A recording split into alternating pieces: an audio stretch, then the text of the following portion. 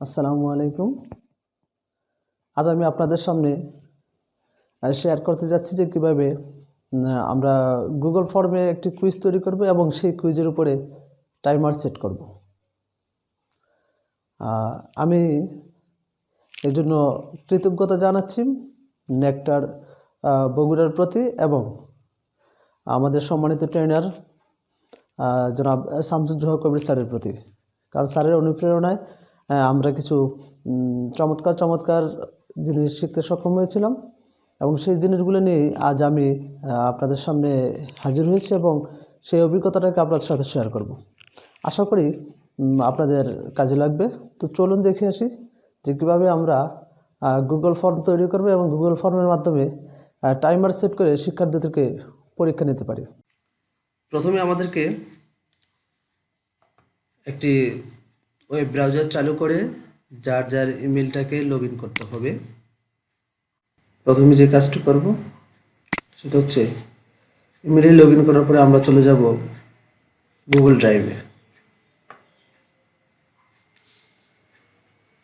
Google ড্রাইভে যাওয়ার পরে ঠিকই এখান থেকে আমরা নিউতে ক্লিক করে গুগল ফর্মে ক্লিক করব। গুগল ফর্মে ক্লিক করার পরে আমার সামনে ঠিক এরকম একটি পেজ চলে আসবে যেখানে প্রথমেই লেখা আছে যে আনটাইটেল ফর্ম। আমরা এখানে ফর্মে একটি নাম দিব। আমরা ফর্মে একটি নাম দিলাম,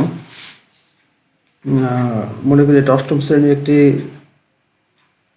প্রশ্ন তৈরি করবো। আমি গুগলে লিখলাম অষ্টম শ্রেণী তথ্য ও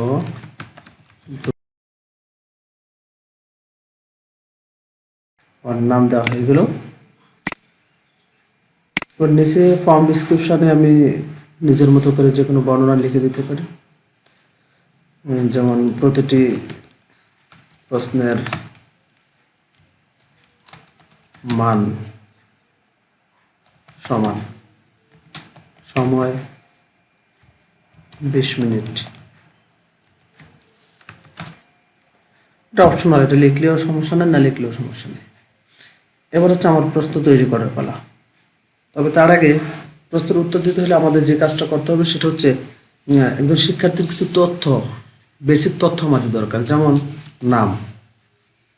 নামটা আমরা শর্ট অ্যান্সারে চাইবো, এই জন্য এখানে শর্ট অ্যান্সারটাকে সিলেক্ট করে দেবো। এখানে অনেকগুলো অপশন আছে যেগুলো আমরা সিলেক্ট করে দিতে পারবো। তো আমরা নামের জন্য শর্ট অ্যান্সার এবং নামটা অবশ্যই বাধ্যতামূলকভাবে পূরণ করতে হবে, এই জন্য আমরা এটাকে অবশ্যই রিকোয়ার্ড করে দেব। এবার প্রতি আরেকটি অপশন আনার জন্য আমাদেরকে এই যে ডান পাশে যে প্লাস চিহ্ন আছে এখানে ক্লিক করতে হবে।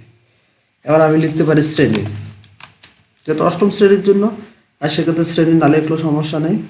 আমরা যদি একাধিক শ্রেণীর জন্য একই প্রশ্ন করি তাহলে আমাদেরকে শ্রেণীটা লিখে দিতে হবে এবং এই শ্রেণীটাকেও আমরা শর্ট অ্যান্সার করে দিলাম, এটাও রেকর্ড করে দিলাম।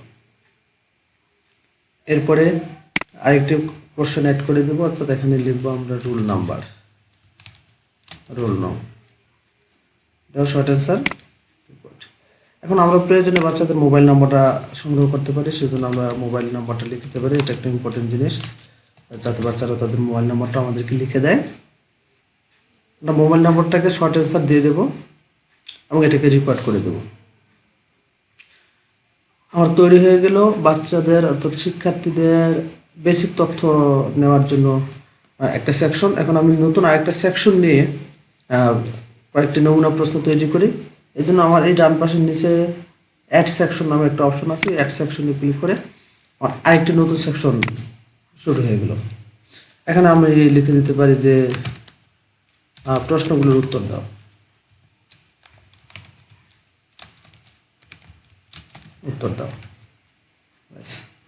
আমি আর কিছু লিখলাম না। এবার আমরা অ্যাড কোশ্চেনে গিয়ে নতুন প্রশ্ন সংযুক্ত করি।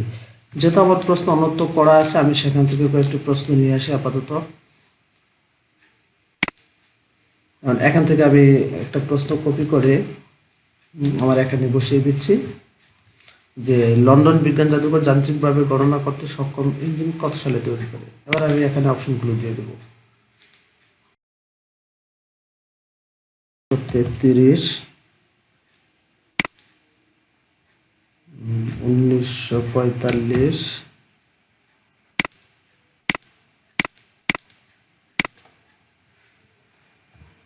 1891, একটা দিয়ে দিলাম 1991, এবং এটার উত্তরও করা বাধ্যতামূলক, এজন্য আমরা এটাকেও রেকর্ড করে দিই। আমরা আরেকটা প্রশ্ন লিখি বোঝার জন্য, এবং সেখানে আমরা আবার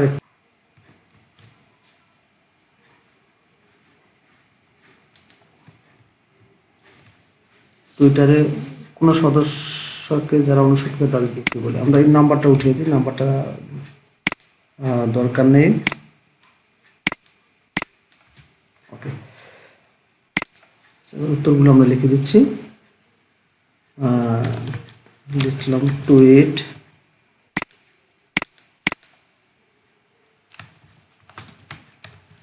ফলোয়ার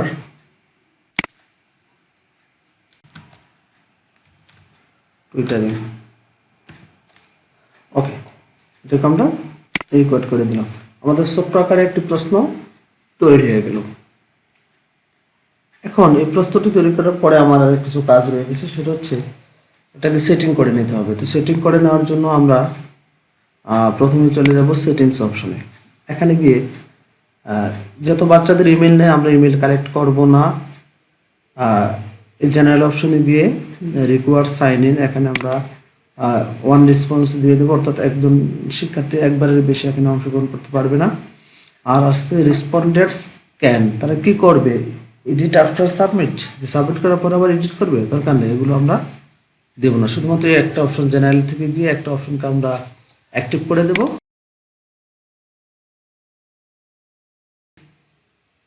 এখানে আমরা এই দুটো বাটনকে অ্যাক্টিভ করে দিতে পারি, প্রোগ্রেস বার এবং শাফল কোশ্চেন অর্ডার। এটা দিলে সুবিধা হচ্ছে যে পাশাপাশি বাচ্চারা বসলে একজনের প্রশ্নের সাথে একজনের প্রশ্নের সিরিয়াল মিলবে না। আমরা এটা শেষে একটা মেসেজ দিয়ে দিতে পারি যে ধন্যবাদ, তোমার পরীক্ষা সাবমিট হয়েছে।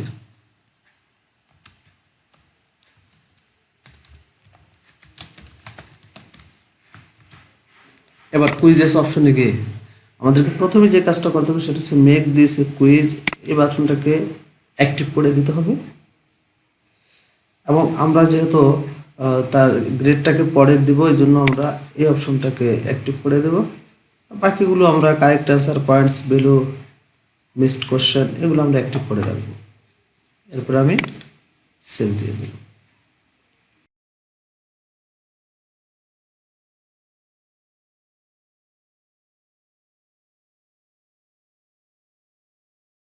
থাকবে এবং সঠিক উত্তরটা কি হবে, আমরা এই প্রশ্নটাকে সিলেক্ট করলাম এবং এই যে নিচে অ্যান্সার কিতে ক্লিক করে এই এখান থেকে একটা পয়েন্ট দিয়ে দিই যে এই প্রশ্নটার মান হচ্ছে 2 এবং এটা সঠিক উত্তর হচ্ছে এটা। তো অটোমেটিক নাম্বারগুলো বসে যায়। আবার আমরা এটাকে সিলেক্ট করে এখানে অ্যান্সার কিটাকে ওপেন করে দিয়ে এটারও মান দিয়ে দিলাম 2 এবং সঠিক উত্তরটাকে ওকে করে দিলাম। তার মানে আমার অল্প পরিসরে একটি প্রশ্ন ক্রিয়েট হয়ে গেল। এবার এই প্রশ্নটাকে আরও সুন্দর করা যায়, একটা হেড দেওয়া যায়, যেমন চুজ ইমেজ, আমরা এটার উপর একটা সুন্দর হেডার ফটো দিয়ে দিতে পারি, যেখানে অনেকগুলো ফটো আছে ডিফল্টেড, এখান থেকেও দিতে পারি অথবা নিজেরা তৈরি করে দিতে পারি। আমরা আপাতত এখান থেকে একটা ফটোকে সিলেক্ট করে দিলাম, অর্থাৎ ওকে করে ইনসার্ট করে দিলাম। তাহলে আমরা দেখব যে উপরে সুন্দর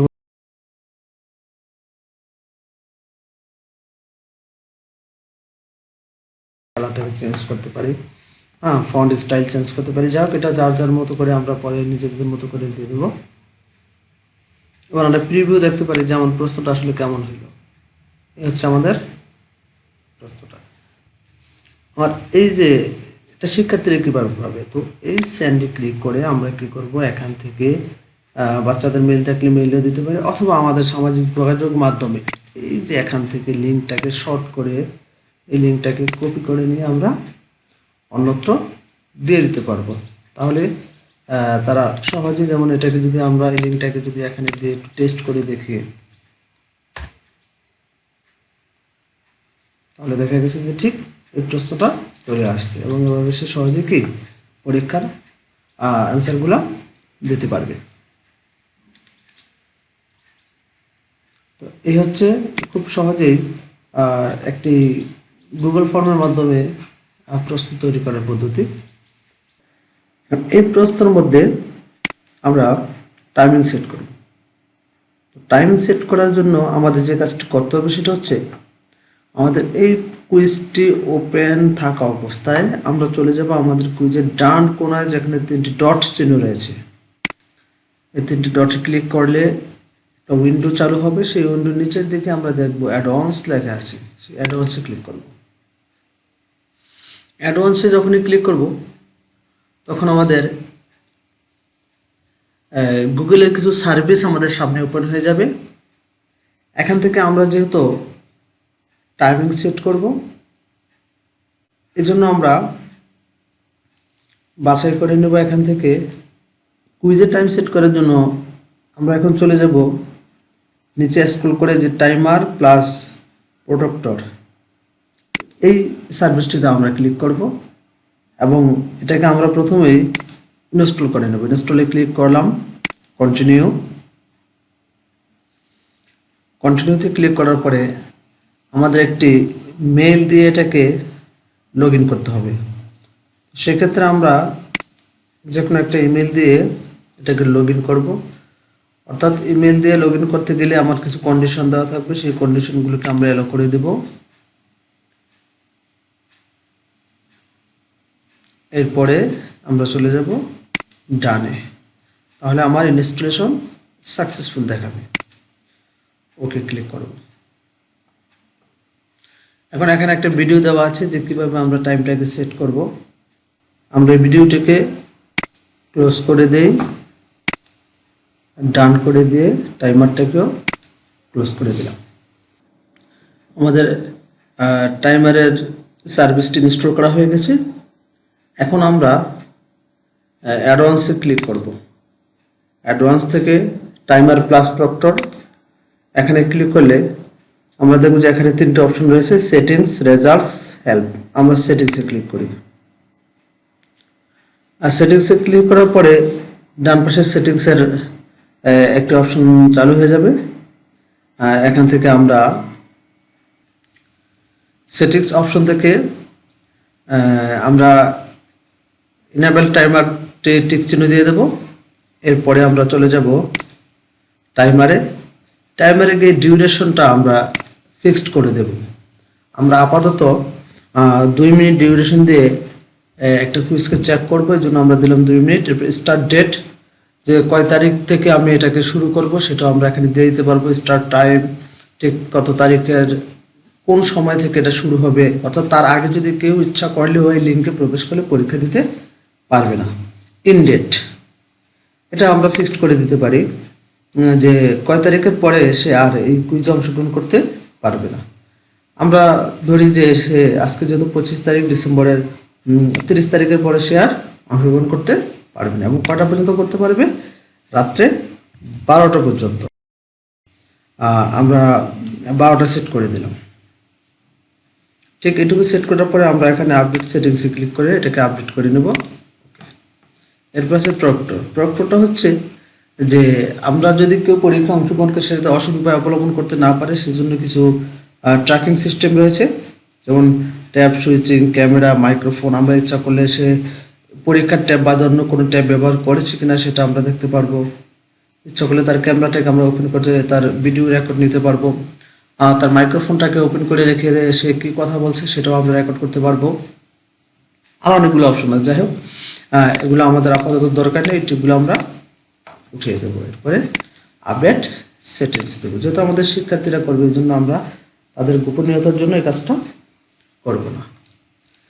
আমাদের সেটিংসের কাজ ওকে হয়ে গেল। এবার আমরা মেইনে এসে ঠিক এই যে লিঙ্কটা আছে এই লিঙ্কটাকে আমরা ক্লাসরুমে দিয়ে দিতে পারি। আপাতত আমরা এটাকে কপি করে আলাদা একটা ট্যাবে ওপেন করে দেখি যে আসলে আমাদের টাইমারটা ঠিক আছে কিনা। আমরা লিঙ্কটাকে অন্য একটা ট্যাবে নিয়ে ওপেন করলাম।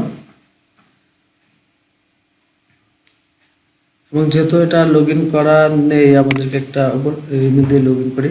তবে একটা জিনিস খেয়াল রাখতে হবে যে অবশ্যই গুগল ক্রোম ব্যবহার করে এই কাজগুলো করতে হবে। আমাদের প্রশ্নটা চলে আসছে, এই যে আমাদের ডান পাশে দেখা যাচ্ছে যে যেহেতু আমরা 2 মিনিট সময় দিয়েছিলাম, সময় কাউন্ট হচ্ছে। এখানে আমাদের সেই প্রশ্নটা চলে আসছে, আমরা এটাতে অংশগ্রহণ করি।